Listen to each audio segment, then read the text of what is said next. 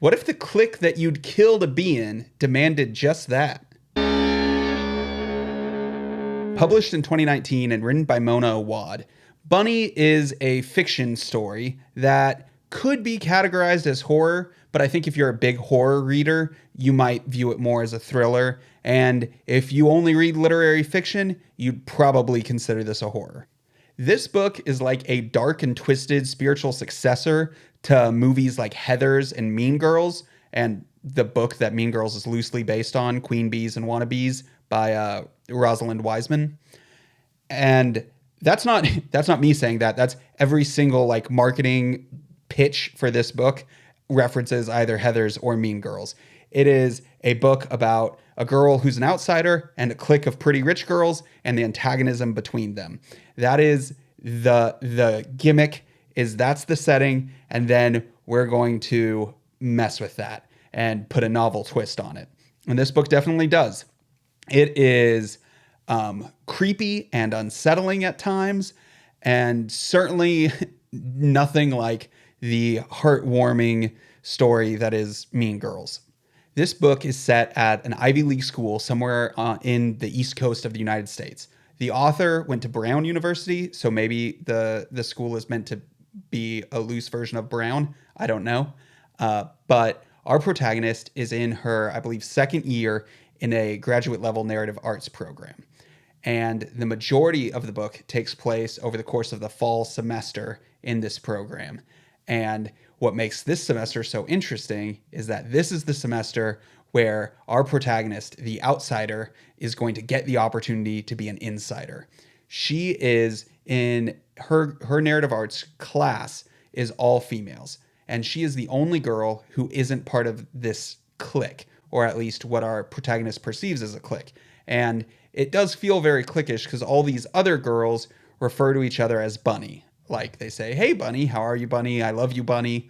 And our protagonist is not a bunny. She wishes she was part of the clique, so she hates the clique because she's not in it.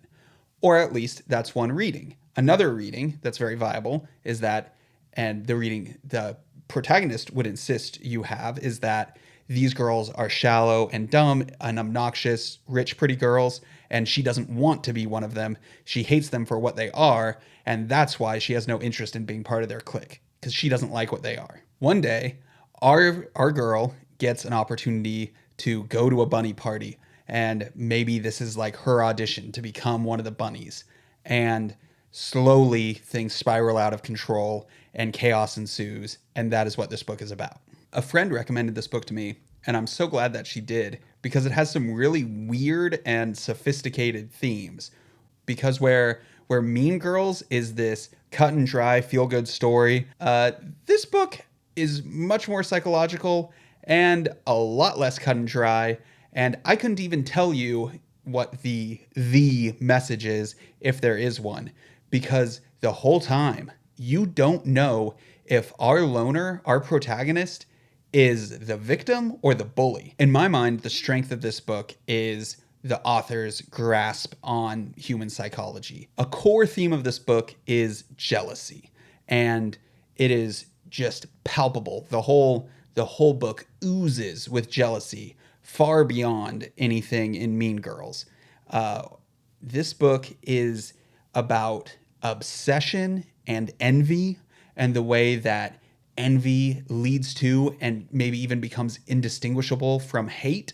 You can hate someone without being jealous of them, but it's very hard to be jealous of someone without the seeds of hate being sown in your heart. Another portrayal of jealousy in this book that I think rings very true is denial. And that, I think that is a truly universal human characteristic, that the first stage of jealousy is denial. Everyone who's ever jealous of anyone insists that they aren't, at least at first. I think this book is kind of a helpful rebuke of the Mean Girls mindset. And I don't think Mean Girls has something fun and good to say, which is be loyal to your friends and invest in the people who invested in you when there was nothing to gain from it. Don't pursue, popularity and trying to be part of the in crowd. It's more important to be part of a good crowd than it is to be part of a popular crowd. Good message, nothing wrong with that. However, because the plastics in Mean Girls are pretty much just bad, or at least their leaders just bad, which is why, if I remember correctly, she gets hit by a bus, I think. So they can do that. They can have someone get hit by a bus and have you laugh because the idea is she was just evil. This book is a lot more interesting in my mind and a lot more fun because it pushes back on that and says, "Hey, it's not as simple as that. There might be a group of rich, pretty girls, and they might also be nice girls. They might not be, but they might be. Maybe you are pushing them away. Maybe they're actually perfectly pleasant. Maybe they aren't a clique at all. Maybe they're just friends and they would be glad to be your friend, but because you have biases against them, you've excluded yourself. And then that turns into viewing yourself as a victim. Where Mean Girls might say, yeah, you are the victim, I think Mona Awad is saying, are you the victim? Are you sure you're the victim? I'd be careful. So my thoughts on Bunny? I think it was a lot of fun. First of all, it's very short. It's not that long in the first place, and my copy at least is like double spaced with not that many words per page. So it is a short book. And I think it's fun that this book is this kind of spooky, creepy story that also is engaging in a meaningful and serious dialogue with movies like Mean Girls. I didn't find the prose of this book to be anything remarkable. I didn't find them particularly beautiful or anything like that, but also nothing bad. Like no, I have nothing negative to say about the prose. And there is one thing I will say in support of the prose, which is so much of this book is our protagonist slash narrator's inner monologue. We're constantly just hearing her thoughts. There, for every one paragraph of action out in the world, there's two paragraphs of our narrator thinking about what's going on in the world and what people might say next, what other people around her might be thinking, and what she might say in response. If, someone said X, she would say Y. That's a big chunk of the book. And I think that's really hard to pull off. I think inner monologues can very quickly become boring. If they're not boring, the other side they fall on is just not very truthful. Or like I've read books where there is a lot of inner monologue, but the inner monologue is so linear and factual and focused that it doesn't actually feel like any real human being's inner monologue, which in my own experience is scattered and not always coherent. So I think Mona Awad captures that very well, and so that's a point in favor of her prose. However, I think the fact that the majority of this book consists of our protagonist's inner monologue is also probably the biggest stumbling block for the book, particularly at the beginning, where we've got this familiar setup of a girl who views herself as an outsider and then a clique of pretty rich girls. And, we're establishing that this is all very well trodden ground. That's kind of the point.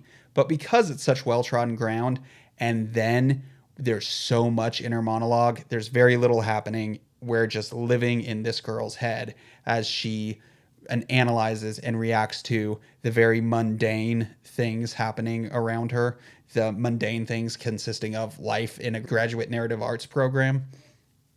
For those reasons, the familiarity and the inner monologue, I think the beginning of the book drags a little bit at times. And so you really, I think this is another case where expectations are important. I knew because I know the friend who was recommending it to me well enough to know that if she was recommending it to me, there was definitely going to be more to it than just a retelling of Mean Girls. So I knew there had to be some sort of little twisty twist coming, that some weird things were going to happen. I think you have to know that. I think you need that expectation set going in, because otherwise I could easily see this book losing people after the first few chapters. That being said, I think the book does start to move at a pretty good pace once you get into the heart of it. Now for the biggest personal complaint about this book, and that is, tragically, and in a lot of ways this isn't fair to Bunny, but the twist slash reveal at the end of this book is one that I had a very negative experience with, because as a kid, I read a book with this exact twist And when I was reading that book as a kid, once I figured out that's what the twist was going to be, I refused to finish the book. That's how much I hate this twist. And that utterly dismayed my sister and dad, who recommended that book to me. Fair or not, this particular twist feels to me like a step above the "it was all a dream" twist. So when I realized that's where this book was headed, it took the wind out of my sails a little bit. That being said, it's a clever twist, and if you've never experienced it before, you definitely need to experience it at least once in your life. You need to read at least one story or watch at least one movie that has this twist. There is a very famous movie that you very well may have seen that has this twist, but I can't tell you which movie without giving away what the twist is. Anyway, I haven't actually talked with anyone who has the same just loathing of this twist that I have, which probably unjustified, but it is what it is. I can only share my own experience. Okay, so my rating, 6 out of 10 bicorns. And if you're new to my channel, then please know 6 out of 10 is good. I think 5 out of 10 is good. 5 out of 10 means you have written an average quality good book. A 6 out of 10 is above average. A 6 out of 10 is a good book. And I am saying this is a good book. And what's carrying that is the fact that I love these themes. I think these are great themes. And I think that just the concept, just that you could walk into a publisher's office and pitch the idea, what if Stephen King wrote Mean Girls? And probably a publisher would be very interested in that. But Mona Awad goes beyond that, because she does tell us a fun, dark, twisty story with, kind of a Mean Girls vibe.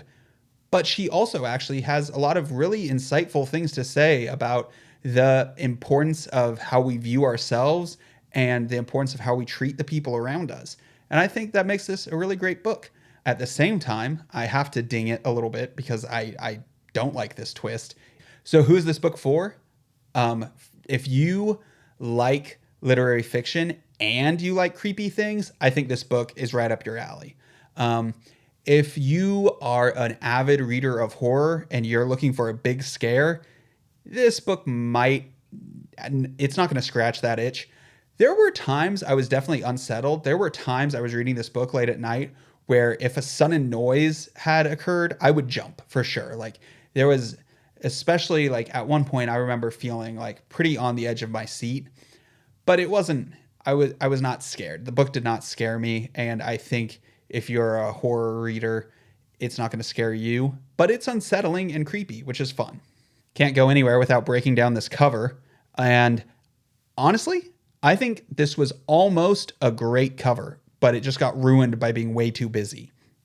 If this cover had just been the silhouette of the bunny, the pink background, and then the writing in yellow, Bunny, Mona Awad, that would have been, in my mind, like a perfect cover. Instead, we've got a quote from Margaret Atwood, which I get it. It's Margaret Atwood. Also, there's the reference to a different, book written by this author. So to me, all of that, it's like marketing. It's like I'm seeing little ads pop up on the cover of this book trying to get me to buy this book. Thank you so much for watching. If you like the idea of a book review channel that spans all genres, please consider subscribing. I upload a new book review every Sunday, and the only limit is that it will be fiction. Finally, if you like this video, please throw it a like, because the AI decides what everyone gets to see, but it lets us vote.